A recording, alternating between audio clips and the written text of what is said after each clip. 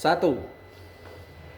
Assalamualaikum warahmatullahi wabarakatuh. Waalaikumsalam. Alhamdulillahilladzi anzalal Qur'an hudal linnasi wa bayyinatin minal huda wal furqan. Asyhadu an la ilaha illallah wa asyhadu anna Muhammadan abduhu wa rasuluh. La nabiyya ba'dah. Amma ba'd. Dewan Hakim yang arif lagi bijaksana, hadirin wal hadirat, para pecinta syarhil Quran yang kami banggakan. Gencarnya arus globalisasi dan kecanggihan teknologi yang kita nikmati di segala lini telah menggeser dan menggusur karakter terpuji bangsa ini. Berita pergaulan bebas dan kematian karena miras dan narkoba hampir setiap hari memenuhi halaman sosial media. Badan Narkotika Nasional pada peringatan Hari Anti Narkoba Internasional pada tahun 2024 melaporkan bahwa data global penyalahgunaan narkoba saat ini mencapai angka 296 juta jiwa, naik 12 juta jiwa dari tahun sebelumnya. Kita juga dikejutkan dengan berita-berita viral di media, termasuk di Sumatera Barat tercinta. Ada siswa SD yang membentak gurunya, ada guru yang mencabuli siswanya, ada anak yang menikam orang tuanya, bahkan ada mahasiswa yang melakukan pelecehan seksual terhadap 12 orang rekannya. Kita menjerit prihatin hadirin melihat karakter anak bangsa semakin jauh dari nilai-nilai Qur'ani. Oleh karena itu, pada kesempatan yang penuh ukhuwah ini, izinkan kami bertiga untuk menguraikan kalam Al-Quran yang mulia melalui syarahan yang berjudul Penguatan Pendidikan Karakter Menuju Jati Diri Bangsa. Sebagai rujukan, Al-Quran Surah Shad ayat 29.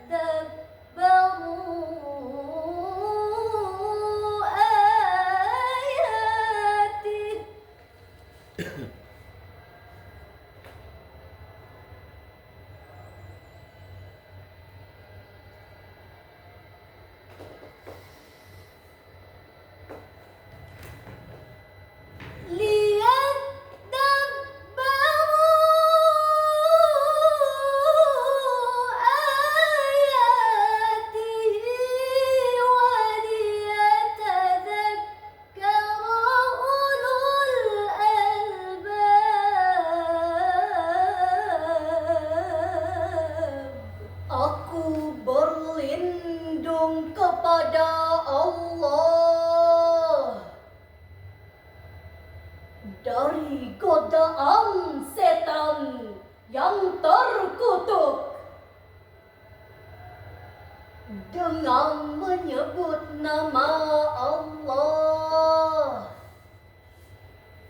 yang Maha Pengasih, Maha Penyayang. Ini adalah sebuah kitab yang kami turunkan kepadamu, penuh dengan berkah, supaya mereka memperhatikan ayat-ayatnya dan supaya mendapat pelajaran orang-orang yang mempunyai pikiran. Hadirin wal hadirat yang berbahagia, kata Mubarakun dalam ayat tadi berarti sesuatu yang mantap, kebijakan yang melimpah dan bersinambungan. Maksudnya Al-Quran adalah kitab yang mantap karena kandungannya hak dan tak mengalami perubahan, tak lekang oleh panas dan tak laput oleh hujan. Demikian ditafsirkan oleh Imam Ibnu Katsir dalam Tafsirul Quranil Azim juz 12 halaman 138.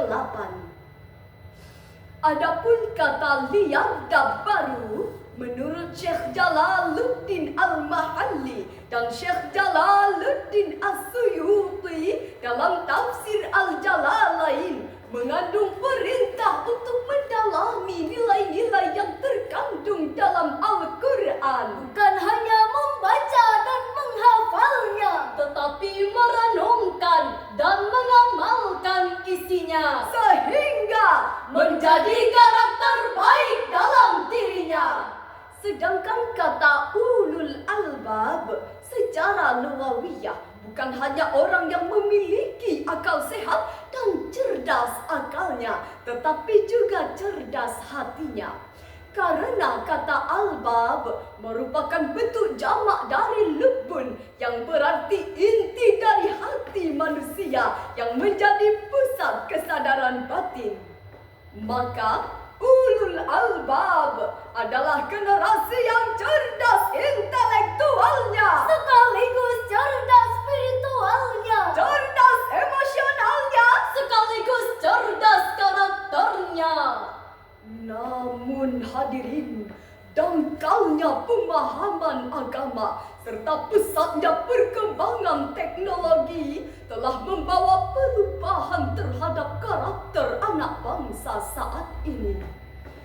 Jika kita perhatikan sungguh-sungguh apa yang terjadi di kehidupan bangsa kita saat ini, sungguh mengerikan. Dekadensi moral telah merambah di segala sisi dan segala lini, mulai dari kota-kota besar hingga pelosok-pelosok desa, mulai dari rakyat biasa hingga pejabat negara.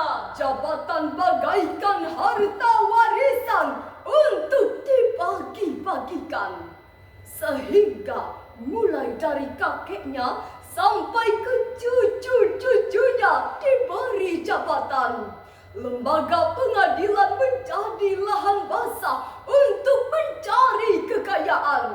Mereka yang punya uang bisa dibebaskan, sedangkan yang miskin dijebloskan ke dalam tahanan. Sementara itu, generasi muda terjebak dalam permasalahan yang begitu kompleks. Mulai dari kasus tawuran, perampokan, pornografi dan porno aksi, serta kasus narkoba yang semakin menjadi-jadi. Hadirin, kita dikejutkan dengan kuatnya jejaring narkoba saat ini, termasuk di ranah Minang kebanggaan kita. Kita pernah dikejutkan oleh oknum penegak hukum, Kapolda beserta 5 kasat reserse yang diyakini mampu memberantas narkoba, malah tertangkap atas kepemilikan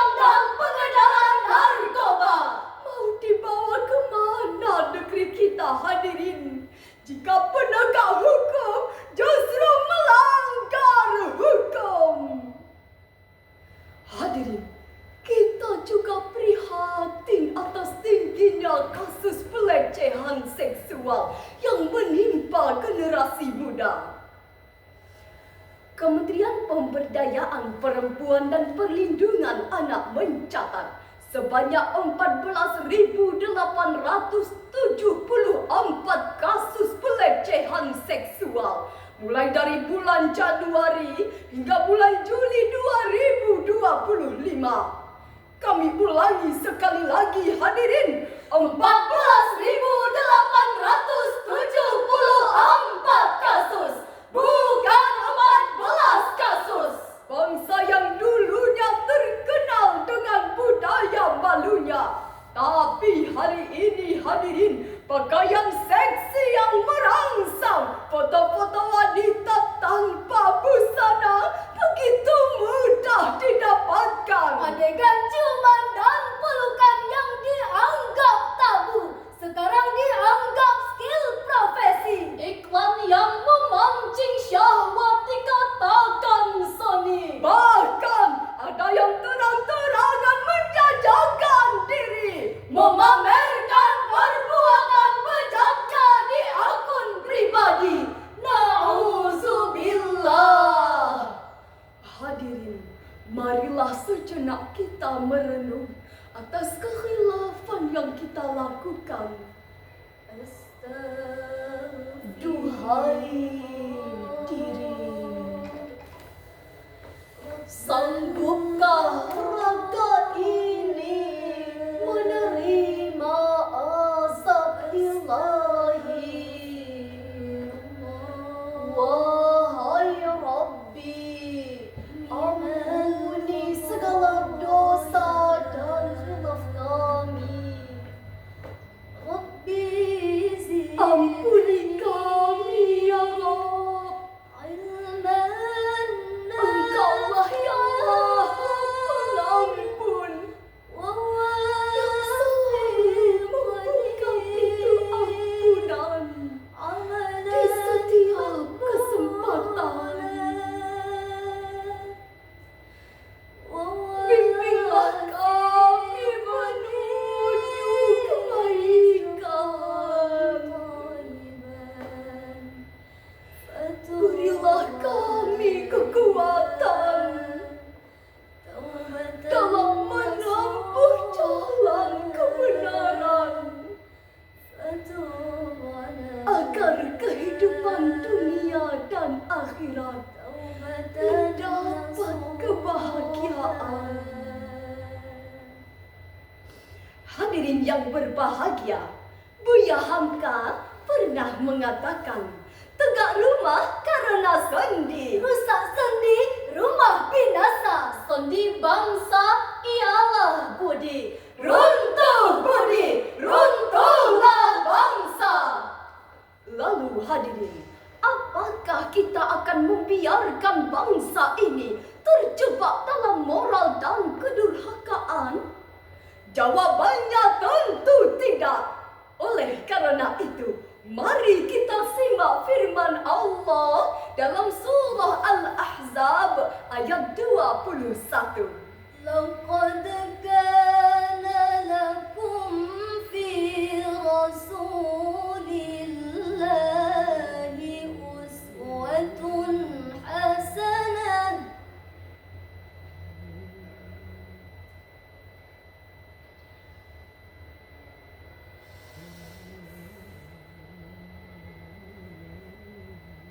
Uswatun hasanatun liman kana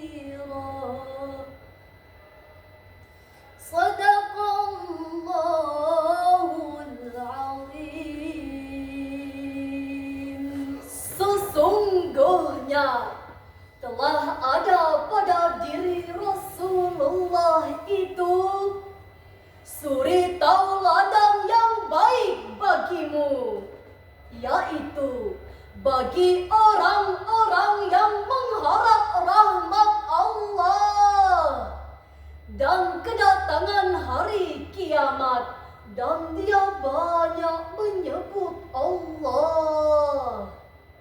Maha benar Allah dengan segala firman-Nya.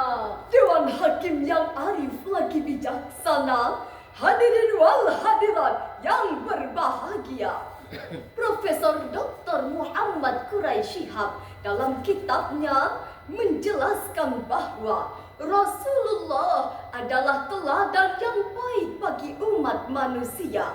Beliau mengajarkan nilai-nilai moral meliputi akhlak kepada Allah, akhlak kepada sesama manusia, dan akhlak kepada alam semesta. Rasulullah pernah bersabda dalam hadis yang diriwayatkan Imam At-Tirmidzi, Akmalul mu'minina imana ahsanuhum khuluqa. orang mukmin yang paling sempurna imannya adalah yang terbaik akhlaknya. Pada kesempatan ini, kami mengajak hadirin sekalian untuk menyampaikan salam rindu kepada Rasulullah sallallahu alaihi wasallam, sang penerima wahyu Al-Quran. Kau yang mengaku cinta kepada nabimu, kau yang mengaku merindukan nabimu. Jika kau benar-benar cinta dan rindu kepada Muhammad, nabimu buktikan taati perintahnya, tinggalkan larangannya, teladani akhlaknya. Niscaya kelak kau akan berjumpa dengan Rasulullah. Muhammadku, Muhammadku, dengarlah seruanku.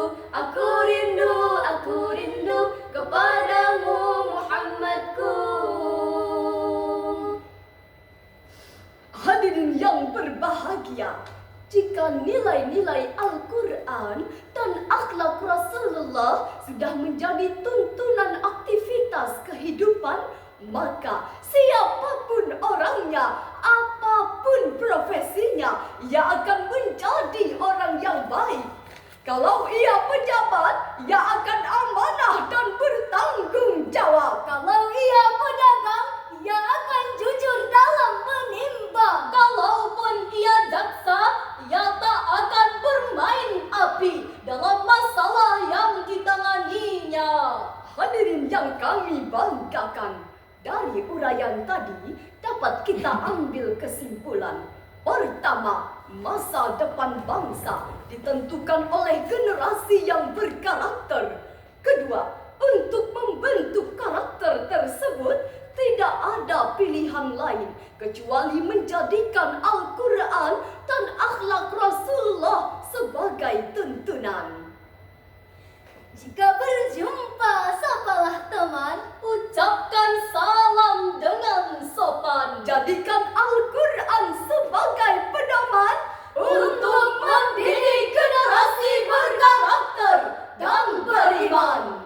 Demikian syarahan kami. Wal afu minkum. Wassalam.